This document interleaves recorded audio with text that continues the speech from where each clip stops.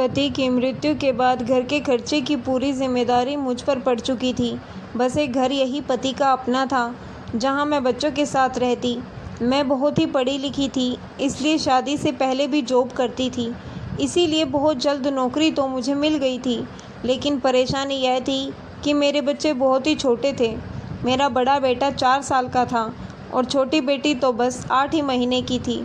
छोटे बच्चों को मैं अकेला घर पर नहीं छोड़ सकती थी, और अगर मैं उन्हें अपने साथ लेकर जाती तो मुझे नौकरी ना मिलती, क्योंकि मेरी नौकरी ऑफिस के काम की थी, जहां बच्चों को लेकर जाना मेरे लिए किसी भी तरह मुमकिन नहीं था। आजकल के दौर में मैं किसी पर भरोसा नहीं कर सकती थी। इस शहर में मैं किसी को भी ज़्यादा जानती नहीं थी। गोपाल से मेरी शादी प्रेम विवाह था।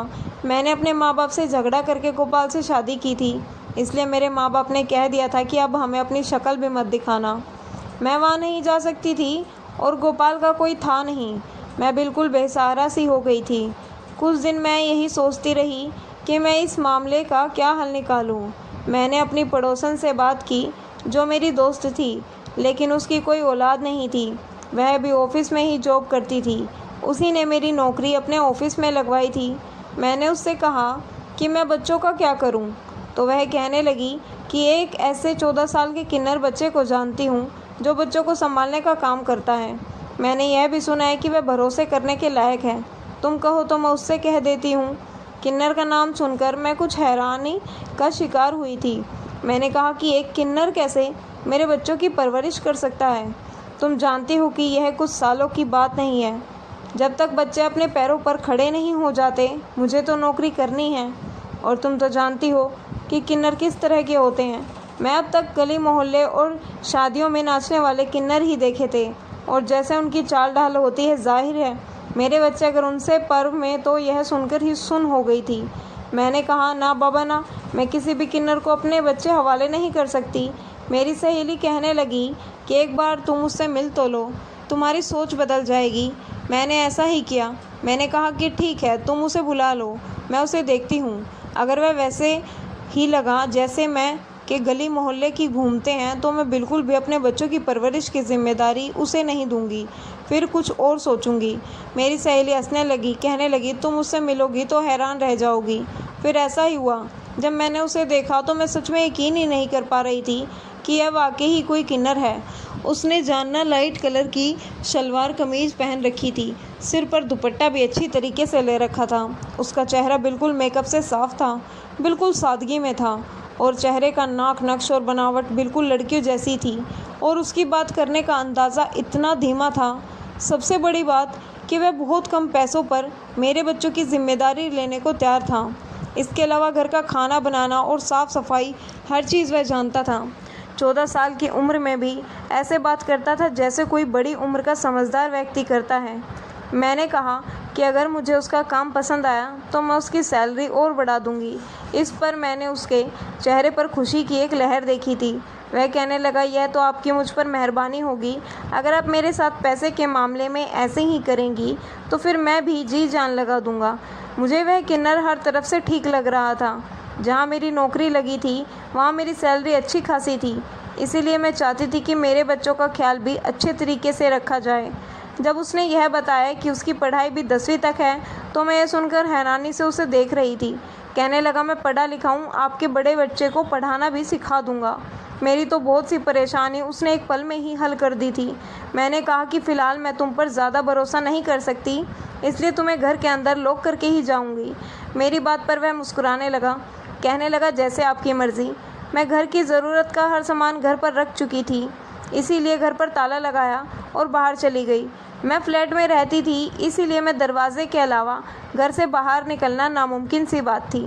पहले दिन तो ऑफिस में मुझे सारा दिन घर का ही ध्यान लगा रहा। जब मैं घर पहुंची तो घर का नक्शा देखा तो मैं उस किन्नर की तारीफ़ किए बिना ही नहीं रह सकी। मेरा घर शीशे की तरह साफ़ था। बच्चे साफ़ सुथरे कपड़े पहने हुए थे। किचन में खाना तैयार था। किचन भी चमक रही थी। इस किन्नर के हाथों में जैसे जादू था। मैंने खाना खूब पेट भर कर खाया था। वह बच्चों को बहलाने के खूब तरीके जानता था। खिलौनों से, बातों से वह मेरी छोटी बेटी को गोद में उठाए झूला देकर उसने उसे भी सुला दिया था। मेरे फ्लैट में एक एक्स्ट्रा कमरा थी जो मैंने गेस्ट रूम के तौर पर रखा हुआ था। वही मैंने उस किन्नर को दे दिया था। 1 हफ्ते में ही मैं उस पर भरोसा करने लगी थी, क्योंकि मैंने उसमें कभी कोई ऐसी बात नहीं देखी थी, बस एक परेशानी थी। वह उम्र में बहुत छोटा था, लेकिन था बड़ा समझदार।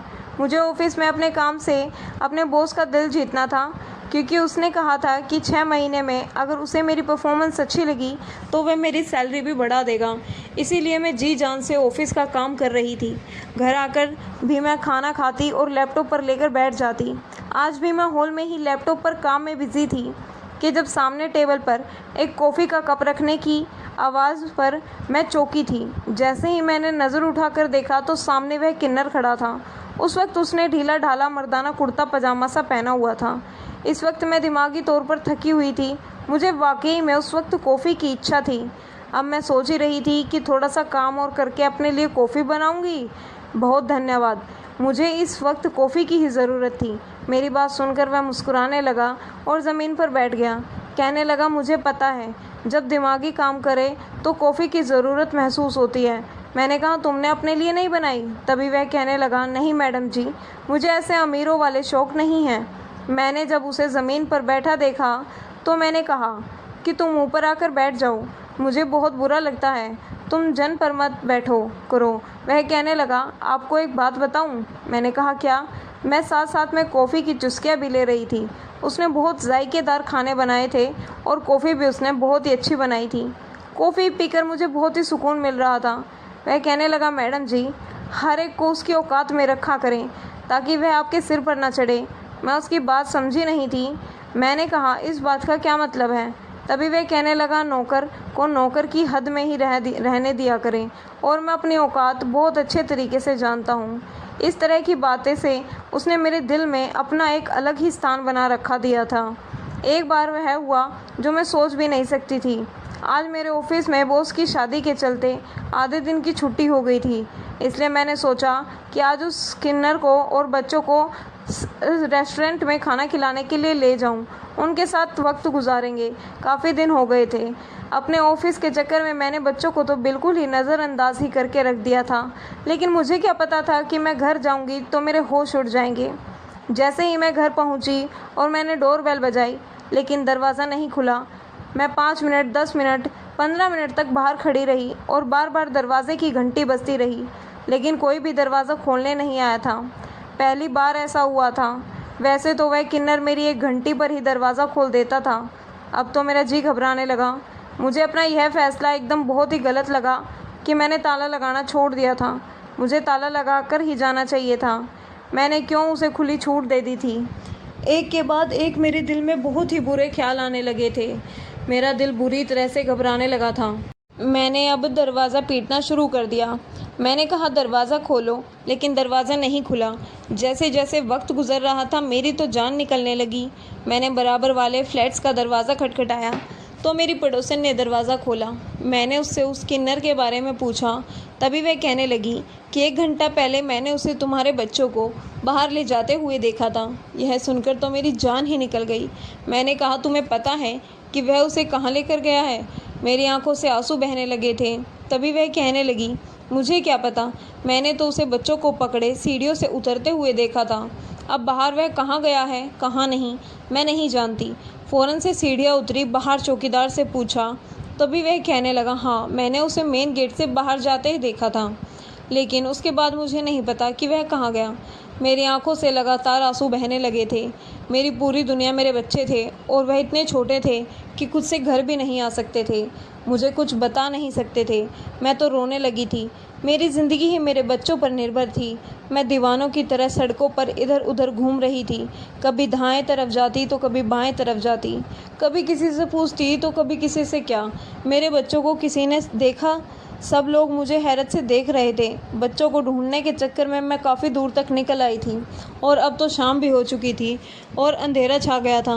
मैं हार कर रोती हुई घर पहुंची। जैसे ही मैंने घंटी बजाई तो उस किन्नर ने दरवाज़ा खोल दिया। उसे देखकर तो मुझे उस पर बहुत ज़्यादा गुस्सा आने लगा था। मुझे रोता देखकर वह परेशान हो गया और कहने लगा, आज अब इतनी देर से आई हैं, ठीक तो हैं सब कुछ, और रो क्यों रही हैं? लेकिन मैं जिस कदर गुस्से में थी, मैंने एक ज़ोरदार थप्पड़ उसके मुंह पर मार दिया और उसे गिरे बांध से पकड़कर झंझटने लगी। मैंने कहा, कहाँ ले गए थे तुम मेरे बच्चों को? मेरी मर्ज़ी के बगैर तुम मेरे बच्चों को कहाँ लेकर जाते हो? मुझे बताओ, वरना मैं तुम्हारी जान ले लूँगी। मेरे ऐसे व्यवहार पर उसने फ़ौरन से मेरे हाथ पकड़े और मुझे घर के अंदर ले आया और दरवाज़ा बंद करके मुझे कहने लगा, आपको क्या हो गया है? आप हमेशा शाम को घर वापस आती हैं। मैं तो रोज़ बच्चों को पार्क में ले जाता हूँ। मैं तो पार्क में गया था। पार्क में जाकर बच्चे खुश हो जाते हैं। मुझे पता होता कि आप इतनी जल्दी आएंगी तो मैं कहीं भी नहीं जाता। मैंने कहा, तुम होते कौन हो बिना मेरी अनुमति के बच्चों को कहीं ले जाने वाले? मेरी बात सुनकर उसकी आंखों में नमी उतरी थी। कहने लगा, आप ठीक कह रही हैं, मेरी गलती बस यही है कि मैंने आपको बताया नहीं। फिर कहने लगा, हम किन्नर भी इंसान होते हैं मैडम जी, हमारे सीने में भी दिल होता है। आपके बच्चों को 2 महीने से संभाल रहा हूँ। अब तो यह मुझे अपने बहन भाई जैसे लगने लगे हैं, इसीलिए उनकी खुशी के खातिर उन्हें बाहर ले जाता हूँ। बेशक हमारा कोई सगा भी हमें अपने पास नहीं रखता, बेशक हमारी शादियाँ नहीं हो सकती, हम बच्चे पैदा नहीं कर सकते, लेकिन दिल में बच्चों के लिए ममता का जज्बात ज़रूर रखते हैं। यह कहते हुए उसने अपने आंसू साफ किए थे। मेरा दिल यह देखकर दुखी सा हो गया था। शायद मैं गुस्से में कुछ ज़्यादा ही बोल गई थी। मुझे उस पर शक नहीं करना चाहिए था। एक बार मैंने देखा कि वह मेरी छोटी बेटी को बहुत गौर से देख रहा था। वह भी बेहद हसीन, आँखें बिल्कुल बादामी रंग की थी और बालों का रंग भी गोल्डन था। वह कोई जापानी गुड़िया लगती थी। एक बार मैंने देखा कि वह बड़ी अजीब अंदाज से मेरी बेटी को प्यार कर रहा था। कहने लगा, यह मुझे इतनी अच्छी लगती है कि जी चाहता है कि इसे हमेशा अपने पास रखूं। फिर मुझे अपनी सोच बदलनी पड़ी। मुझे लगा कि शायद मेरा देखने का अंदाज़ ही अलग है। वह तो मेरी बेटी को बहुत ही चाहता है। एक बार मैं बीमार सी हो गई थी तो मुझे बहुत तेज़ बुखार हो गया। मैं पूरी रात वह मेरे सिर पर पट्टियाँ रखता रहा। सुबह होते ही वह मुझसे कहने लगा, क्या आप मेरे साथ चलें, मैं आपको डॉक्टर के पास ले जाऊंगा। मैं उसके साथ डॉक्टर के पास चली गई, लेकिन हैरत का दूसरा झटका मुझे तब लगा जब मैंने देखा कि वह मेरी गाड़ी बड़ी महारत से चला रहा था। वह मुझे एक अस्पताल में ले गया। मैं डॉक्टर को चेकअप करवाने के लिए चली गई। जब वापस आई तो वह किसी लड़के से बात कर रहा था। मेरी तरफ उसकी पीठ थी। जो बातें मैंने उनकी सुनी थी, मेरे तो होश ही उड़कर रह गए थे। मैं वहीं से वापस लौट गई। सोचने लगी कि यह सब क्या है। मेरा दिमाग बिल्कुल सुन्न सा हो गया था। मैं वहीं डॉक्टर के दरवाजे पर खड़ी थी जब वह थोड़ी देर बाद मेरे पास आया और कहने लगा कि चलिए मैडम जी। मैंने हैरानी से उसकी तरफ देखा और हाँ में सिर हिला दिया। मैंने कहा, हाँ चलो। मैं घर वापस आई। पूरा दिन मैं बस उसकी बातों के बारे में ही सोचती रही जो वह उस लड़के से कह रहा था। जो मुझे हुआ वह एक वायरल बुखार था। फिर मेरा बाद बुखार उस किन्नर को भी हो गया। मैंने उससे कहा कि तुमने मेरी बीमारी में बहुत सेवा की है, इसीलिए ऐसा करो, तुम मेरे साथ ही लेट जाओ। अगर तुम्हारी तबीयत ज़्यादा ख़राब हुई तो मैं तुम्हें डॉक्टर के पास ले जाऊंगी या तुम्हें दवा दे दूंगी। वह मेरी बात मान गया और मेरे ही बेड पर एक कोने में सो गया। लेकिन जैसे ही आधी रात हुई वह मेरे बेड से उठा और फिर उसने मेरी बेटी को उठाया और बाहर चला। वह उस दिन हॉस्पिटल में किसी लड़के से यही कह रहा था कि 2 दिन बाद ही तुम्हारा काम कर दूंगा। वह बच्ची बहुत खूबसूरत है, मैं तुम्हें वह बच्ची ला कर दूंगा। उस बच्ची को तुम किसी भी बे औलाद जोड़े को बेच सकते हो। तुम्हें उस बच्ची की कीमत लाखों में मिलेगी, लेकिन मैं तुमसे सिर्फ 2 लाख रुपए लूँगा। मैं नहीं जानती थी कि इतनी कम उम्र में वह लड़का इतना तेज़ निकलेगा। मैं पहले ही पुलिस को उसके इरादे से आगाह कर चुकी थी। जैसे ही वह मेरे फ्लैट के दरवाजे से बाहर निकला, सामने ही पुलिस को देखकर उसके चेहरे की हवा उड़ गई। पुलिस उसे गिरफ्तार कर चुकी थी और मैं भी अपने कमरे से बाहर आ चुकी थी। मुझे देखकर वह परेशान सा हो गया। मैंने कहा, तुम्हें शर्म नहीं आती? तुम मेरे जज्बातों से खेलते रहे, कहते रहे कि तुम मेरे बच्चों को अपना समझते हो। इंस्पेक्टर ने उसे गिरफ्तार कर लिया और मेरी बच्ची मुझे वापस मिल गई। फिर मैंने अपने बच्चों के लिए एक बूढ़ी औरत को रख लिया जो कि विधवा और बेसहारा थी। मैं उसे वृद्ध आश्रम से लेकर आई थी और अब वही मेरे बच्चों की परवरिश कर रही थी। कई बार जो जैसा नज़र आता है वैसा होता नहीं है। वह लड़का किन्नर था ही नहीं, वह एक शादी लड़का था जो ऐसे ही लोगों का भरोसा जीतकर उनके बच्चे किडनैप करके आगे बेच देता है। अब मैं भी यह सब बातें सोचती हूँ तो मेरी जान निकलने लगती है। दोस्तों, आपकी क्या राय है इस कहानी के बारे में? कमेंट बॉक्स में ज़रूर बताएं। वीडियो को लाइक करें और हमारे चैनल वीपी वॉइस को भी सब्सक्राइब करें। साथ ही नोटिफिकेशन बेल आइकन को ज़रूर दबाएं। धन्यवाद। मिलते हैं कल आपसे एक नई कहानी में।